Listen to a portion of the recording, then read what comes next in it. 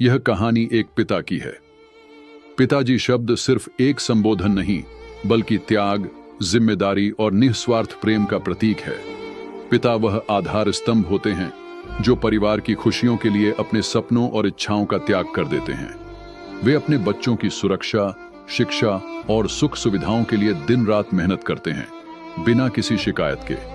पिता की भूमिका केवल आर्थिक सहायता तक सीमित नहीं होती, बल्कि वे अनुशासन, नैतिकता और आत्मनिर्भरता का पाठ भी पढ़ाते हैं। अक्सर उनका प्रेम मां का तरह प्रकट नहीं होता, लेकिन उनके हर कार्य में बच्चों के प्रति अटूट स्नेह छिपा होता है। पिताजी शब्द सम्मान, समर्पण और प्रेरणा का प्रतीक है। कहते हैं, मां का प्यार दुनिया में सबसे बड़ा होता है, लेकिन पिता का प्यार छुपा होता है। वह अपना सारा दर्द, अपनी सारी परेशानियां चुपचाप सह लेता है, ताकि उसके बच्चों को कोई तकलीफ ना हो। यह कहानी एक ऐसे पिता की है जिसने अपने जीवन की हर खुशी अपने बच्चों की खुशी के लिए कुर्बान कर दी, लेकिन फिर भी उसके दिल का दर्द कभी किसी ने नहीं जाना। अगर आप भी अपने पिताजी से प्यार करते हैं तो एक पिता के लिए कमेंट में प्यारा सा कमेंट जरूर करें और लाइक करें। रमेश एक साधारण मध्यम वर्गीय परिवार का व्यक्ति था। गांव में एक छोटी सी जमीन और शहर में एक मजदूरी का काम, यही उसकी दुनिया थी। वह रोज सुबह जल्दी उठता, गांव से शहर जाता, दिन रात मेहनत करता और फिर देर रात घर लौटता। रमेश का एक सपना था, अपने बेटे रवि और बेटी सीमा को पढ़ा लिखा कर बड़ा आदमी बनाना। वह नहीं चाहता था कि उसके बच्चों को भी वही जिंदगी जीनी पड़े जो उसने जानी थी। रमेश की पत्नी शांति घर का कामकाज संभालती और बच्चों की देखभाल करती। रमेश का प्यार उसकी मेहनत में झलकता था, लेकिन उसका प्यार कभी शब्दों में नहीं आया। वह सिर्फ कर्मों में अपना प्यार जताता था।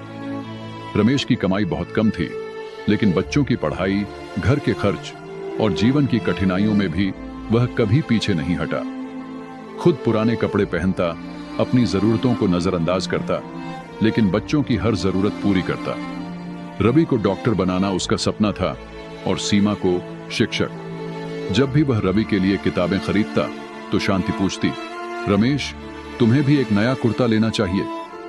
रमेश हंसता और कहता, मेरे बेटे का भविष्य ज्यादा जरूरी है, मेरा कुर्ता फिर भी चलेगा। उसकी हंसी के पीछे छुपा दर्द शांति महसूस करती, लेकिन रमेश कभी अपना दुख नहीं जताता। समय बीतता गया, बच्चों की पढ़ाई आगे बढ़ती गई और जिम्मेदारियां बढ़ती गईं। रमेश ने अपनी जमीन गिरवी रख दी ताकि रवि को मेडिकल कॉलेज में दाखिला मिल सके। सीमा की पढ़ाई के लिए उसने रात दिन मजदूरी की। उसकी हड्डियां जवाब देने लगीं, लेकिन उसने कभी हार नहीं मानी। एक दिन शांति ने देखा कि रमेश की हथेलियों में गहरे छाले पड़ गए हैं। रमेश, थोड़ा आराम कर लो, तुम्हें तकलीफ हो रही है। रमेश मुस्कुराकर बोला, तकलीफ तो तब होगी जब मेरे बच्चे अपने सपनों तक नहीं पहुंच पाएंगे। समय के साथ बच्चों ने पढ़ाई पूरी की। रवि डॉक्टर बन गया और सीमा ने शिक्षक की नौकरी पा ली। रमेश की आंखों में खुशी थी, लेकिन उसका शरीर अब कमजोर हो चुका था। रवि अब शहर में रहता था और सीमा की शादी हो चुकी थी। दोनों अपनी अपनी दुनिया में व्यस्त हो गए। रमेश और शांति गांव में अकेले रह गए। रवि अब कभी कभार ही फोन करता। सीमा भी अपने ससुराल की जिम्मेदारियों में उलझ गई। रमेश की आंखें दरवाजे की ओर देखतीं कि कब उसका बेटा और बेटी लौटेंगे। रमेश अक्सर गांव के चौपाल में बैठकर दूसरों की बातों को सुनता। रवि तो अब बड़ा डॉक्टर बन गया है। रमेश, अब तो तुम्हारी जिंदगी आराम से कटेगी। रमेश सिर्फ मुस्कुरा देता, लेकिन उसके दिल में सन्नाटा था। रात को शांति ने पूछा, क्या सोचते रहते हो रमेश? रमेश ने गहरी सांस ली। बस बच्चों की याद आती है। सोचता हूं, क्या मैंने सच में अच्छा किया? क्या मेरा प्यार, मेरी मेहनत बेकार चली गई?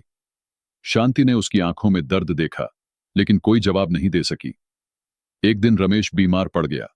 उसके शरीर में जान नहीं थी, लेकिन उसकी आंखें दरवाजे की ओर लगी थीं। उसने कई बार रवि को फोन किया, लेकिन रवि ने व्यस्तता का बहाना बनाकर टाल दिया। आखिरकार रमेश ने आखिरी सांस ली। उसकी आंखों में एक ही दर्द था, अपने बच्चों को आखिरी बार देखने का।